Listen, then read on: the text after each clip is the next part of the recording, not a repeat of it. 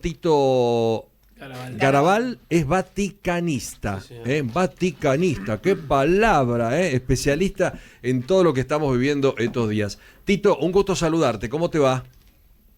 Hola Pablo, un gusto saludarte y conmovido por la anécdota que estaban compartiendo, ¿no? Una de las ¿Viste? tantas anécdotas que Francisco impuso a muchos argentinos y en el mundo también, ¿no? Sí, además acá Clara nos mostraba, porque yo pensé que era un encuentro como tantos, viste, de argentinos.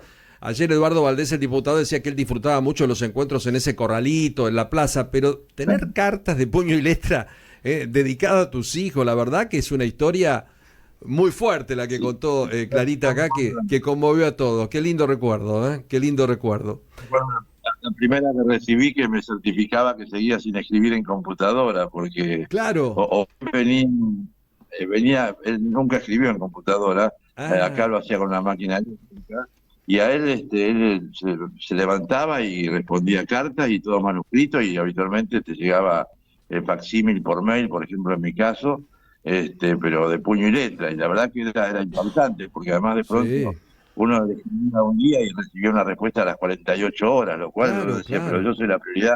1450 para Francisco y me está contestando. Un hombre que Sí. trabajaba 18 horas por día, esto también es cierto, hasta que lo internaron en el Gemelli, ¿no? Yo Y este decía era eso, Francisco, ¿no?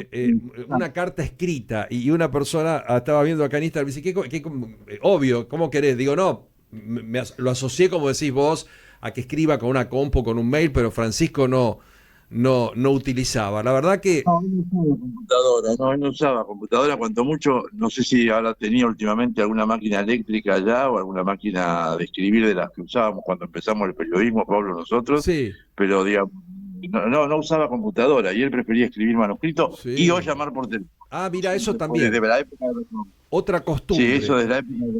desde la época eran cosas que él prefería más, el contacto más directo, y las cartas realmente eran impactantes, porque en 5, 6, 7 renglones, depende de lo que te escribiera, te pasaba revista a lo que vos por ahí le habías contado en alguna carta que a lo mejor le habías enviado, alguna charla que habías tenido, ¿no? Y la verdad que esta era a mí siempre me impactaba también de Francisco esa genialidad que tenía para acordarse de todo y reconocer a todo y que te veía y te preguntaba Qué por tus bárbaro, ¿eh? hijos y con los nombres, con lo que hacían, y conmigo, y millones de personas de los cuales él, digamos, guardaba en su memoria en un disco rígido impresionante, porque él se conectaba con las personas, con cada uno de los que hablaba y se conectaba, y esto realmente era una cosa muy, muy particular Muy de Francisco, fuerte, ¿no? muy Este hombre, fuerte. evidentemente, Tito, a todos, comienza, sí, señor. comienza la ceremonia de despedida. Yo sé que hay toda una cuestión de protocolo, de liturgia, pero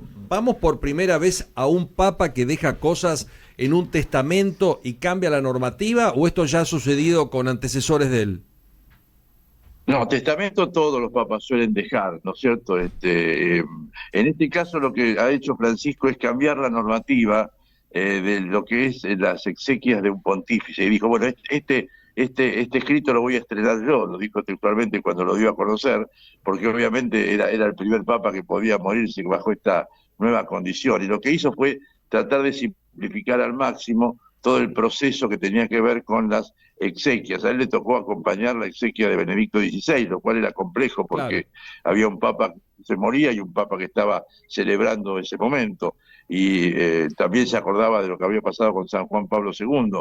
Entonces generó toda una normativa diferente, nueva, muy sencilla, donde trataba de modificar una cantidad de cosas en las celebraciones litúrgicas que permitieran que todo eso fuera bastante más sencillo, ¿no? Y que de esta manera, después de la constatación de la muerte y la colocación del cuerpo en el féretro, cosa que ocurrió en la noche de ayer y después se trasladó a la capilla de la Casa Santa Marta y mañana va a estar ya en la Basílica de San Pedro hasta el día sábado.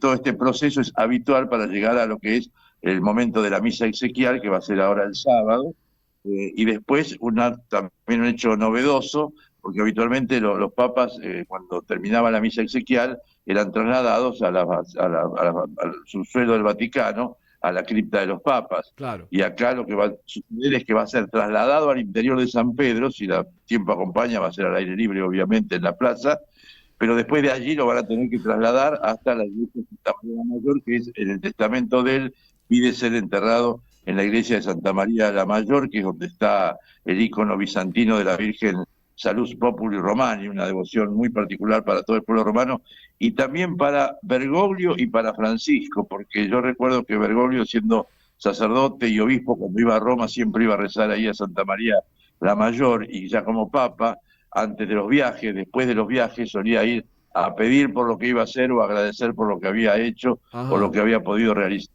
Entonces era un lugar particularmente devocional para él, por eso él eligió Santa María la Mayor, lo cual va a ser toda una novedad, porque habitualmente los últimos pontífices están Sí. todos enterrados en la Basílica de San Pedro. Exacto. ¿Cuántos días tenemos ahora? Porque esto se divide en lo que es la despedida, el funeral y después automáticamente empieza el cónclave o ya se trabaja.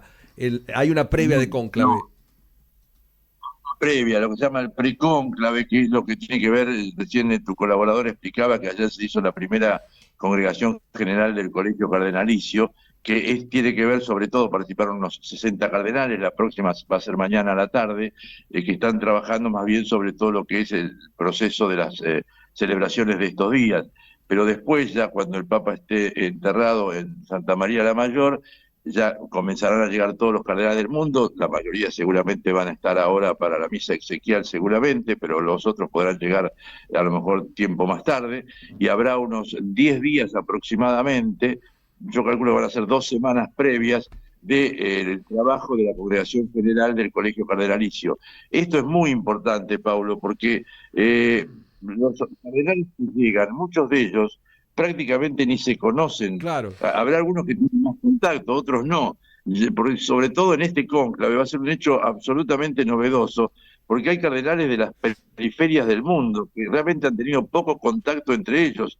No es como antes que de pronto los 2 tercios casi vivían en el Vaticano, entonces había un contacto más directo entre ellos. Mm. Ahora vienen de distintos lugares del mundo y como te decía, Ni se muchos de ellos conocen, casi no claro. se conocen personalmente. Tito, Entonces, estos 15 días de trabajo van a ser muy importantes para delinear cuáles son los desafíos por delante y quién podría ser la persona, no el nombre, pero sí la persona y las cualidades de la persona que podría llevar adelante la iglesia para esos desafíos. Tito, ¿cómo te va? Javier Díaz te saluda. Bueno, Eh, Javier. ¿Cómo estás?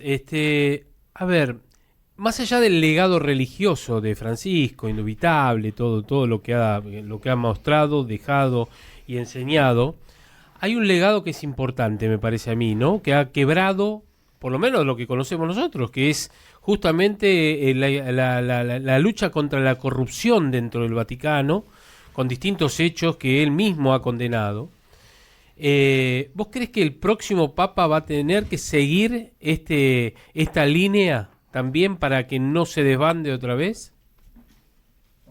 Yo creo que va a seguir y hay un montón de trabajo hecho, y por eso yo te decía recién que es muy importante este precónclave, porque de hecho cuando fue el precónclave que lo eligió Francisco, los desafíos que se habían planteado en ese momento eran el actuar rápidamente y con severidad ante la pederastía en la Iglesia, cosa que había iniciado Benedicto XVI y Francisco lo continuó, el ordenamiento de las finanzas vaticanas, cosa que Francisco ordenó de una manera impactante, hasta el punto que hoy es el banco con más transparencia en Europa, considerado por la Unión de Bancos Mirá. Europeos. Mm. El otro tema es el rol de la mujer, y hoy la mujer tiene importantes tareas en el Vaticano. Pensá que la gobernadora del Vaticano es una religiosa, hay una mujer también religiosa que está a cargo de un dicasterio, que antes era una tarea privativa de los cardenales, y cantidad de mujeres que están en lugares muy, pero muy importantes de decisión en la curia romana, Mm. a lo cual hay que sumar todo el ordenamiento de la curia romana. El Papa lo que ha querido es que la curia romana no sea un lugar de contralor de los episcopados del mundo, sino que sea un organismo de ayuda a los episcopados del mundo. Y tratar también de terminar con esto de que llegaban a Roma y se quedaban a vivir en Roma. Por eso el Papa insistía mucho en que con 2 periodos de trabajo era suficiente en las distintas tareas. Es decir, todos estos temas que tienen que ver con modificaciones de forma en la estructura de la Curia Vaticana, Francisco las fue implementando con mucha decisión. Por supuesto, a lo cual hay que sumar después todo el tema que tiene que ver con la inagotable tarea cultural, el tema del diálogo interreligioso, que ciertamente para él era el gran camino de la fraternidad universal, y después el tema de la acción clara que ha tenido en la búsqueda de la paz. Ustedes se acordarán que prácticamente al comienzo del pontificado empezó a hablar de que la humanidad estaba Sí, en una sí, tercera sí, guerra sí. mundial en parte. Exacto. Bueno, esa tercera guerra mundial en partes ahora la tenemos más claramente a la vista y Mm, él la vio venir. Y el otro tema que vio venir también, y fue el primer papa que trabajó en esto, fue todo lo que significó el tema del pecado ecológico, ¿no? Y el mm, cuidado de la casa común para salvar a la gran familia. Creo mm. que son como las grandes líneas de un pontificado que ya no tienen vuelta atrás, que ya no tiene mucho que ver con ese tema de corrupción y demás, porque eso se ha ordenado fuertemente y ciertamente habrá, como que de hecho pensá que ha habido un cardenal preso, históricamente nunca ha habido un cardenal preso, precisamente por unos negocios que se hizo en Inglaterra, y ese cardenal que era muy cercano a Francisco, que aparentemente había hecho malas acciones al respecto y había estado involucrado en un proceso de corrupción, terminó juzgado y detenido en el Vaticano. Y esto era la primera vez. Tito, te vamos a molestar en la semana para que nos vayas contando detalles de lo que vamos a escuchar y ver allá en el Vaticano. Te mandamos un abrazo grande. Un placer, Pablo, y cuando quieras hablamos de fútbol y Bergoglio. ¿Cómo no, caballero? Lo vamos a hacer esta semana. Muchísimas gracias. Un abrazo, Pablo. El señor Héctor Tito Garabal, vaticanista, conociendo absolutamente todos los detalles